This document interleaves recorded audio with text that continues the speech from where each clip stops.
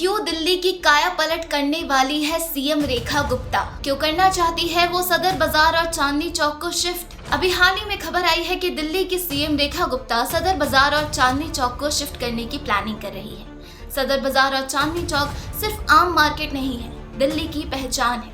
यहाँ लोगों की भीड़ भाड़ हमेशा बनी रहती है। सोचिए अगर इन मार्केट्स को यहाँ से कहीं और यानी किसी नई जगह पर शिफ्ट कर दिया जाए तो जनता पर इसका क्या असर पड़ेगा। चलिए पहले जानते हैं कि इन मार्केट्स को शिफ्ट करने की जरूरत आखिर पड़ी ही क्यों। सदर बाजार और चांदनी चौक ये दोनों ही मार्केट्स काफी पुरानी हैं, मुगलों के टाइम से चलती आ रही है। इस मार्केट में सिर्फ दिल्ली ही नहीं बल्कि पूरे देश के बेस्ट होलसेलर और रिटेलर्स मौजूद हैं। मगर जितनी बड़ी मार्केट है ये उतनी ही बड़ी यहाँ की दिक्कतें हैं, जैसे कि ओवर क्राउडिंग। यहाँ इतनी भीड़ होती है कि मार्केट में कदम रखना भी मुश्किल होता है। ट्रैफिक बहुत लगता है, पर ये तो आम बात है आजकल। पार्किंग की खासकर बहुत दिक्कत है यहाँ, और गंदगी उसका तो क्या ही कहना। इस भीड़ भाड़ के चलते ट्रेडर्स को कहीं ना कहीं लगता है कि बिजनेस एक्सपैंड करना मुश्किल हो जाता है। इस पर दिल्ली की चीफ मिनिस्टर रेखा गुप्ता का कहना है कि अगर इन मार्केट्स को किसी नई वेल प्लान्ड जगह पर शिफ्ट कर दिया जाए तो न सिर्फ ट्रेडर्स को राहत मिलेगी बल्कि देश के कैपिटल यानी दिल्ली की ट्रेड इकोनॉमी भी बेहतर हो। इतना तो तय है कि अगर ये मार्केट शिफ्ट हुई तो काफी चीजों पर इम्पैक्ट पड़ेगा, जैसे कि प्रॉपर्टी रेट्स जो हमेशा वहाँ बढ़े रहते हैं उनमें गिरावट आ जाएगी। शॉप रेट वगैरह भी वहाँ काफी हाई है, मार्केट शिफ्ट होने पर उनमें भी गिरावट आ सकती है। रीडेवलपमेंट की अगर बात करें तो यहाँ ऐसा बहुत कुछ है जो लाया जा सकता है, जैसे कि heritage hotels, malls, stores, boutique और टूरिस्ट अट्रैक्शन भी। अब इन बदलावों के लिए गवर्नमेंट को काफी बड़े एरिया को एक्वायर करना पड़ेगा, जिसके लिए उन्हें वहां उस एरिया में रह रहे लोग यानी लैंडलॉर्ड्स को अच्छा कंपनसेशन भी देना होगा। तो क्या लगता है आपको, क्या गवर्नमेंट के पास इतना पैसा है कि वो इसे खरीद मार्केट शिफ्ट कर पाएगी? देखिए अगर ये शिफ्ट होता है तो गवर्नमेंट को इसका विकास जल्द से जल्द करवाना होगा, वरना इस शिफ्ट का फायदा नहीं घाटा हो सकता है। अब इस शिफ्ट पर सबसे बड़ा मुद्दा ये है कि रीडेवलपमेंट सही होगा या रेलोकेशन।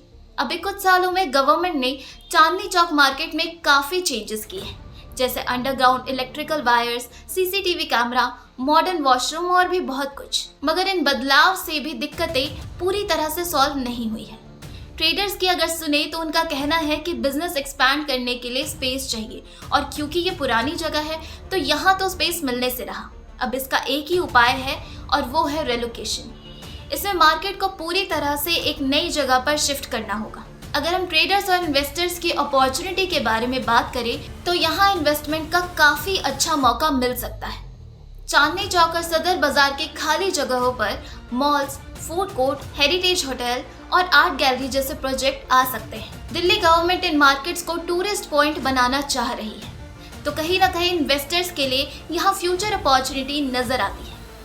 और नई मार्केट के पास की जगहों पे बात करें तो वहाँ अफोर्डेबल हाउसिंग और रेंटल अपार्टमेंट जैसी चीजों में अपॉर्चुनिटी देखा जा सकता है। रेलोकेशन करना इतना आसान नहीं है, इसके भी कुछ कंसर्न है, जिसमें सबसे बड़ा कंसर्न है इमोशनल अटैचमेंट।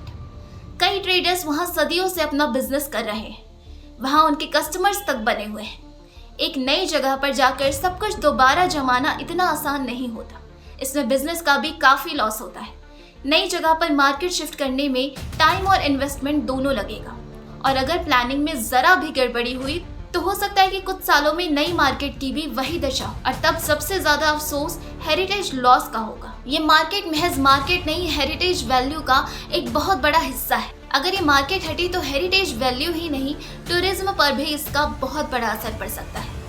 पॉलिसी और प्लानिंग पर अगर बात करें तो हाल ही में दिल्ली गवर्नमेंट ने ट्रेड्स वेलफेयर बोर्ड बनाने का ऐलान किया है, ताकि ट्रेडर्स की सभी दिक्कतों को सुलझाया जा सके।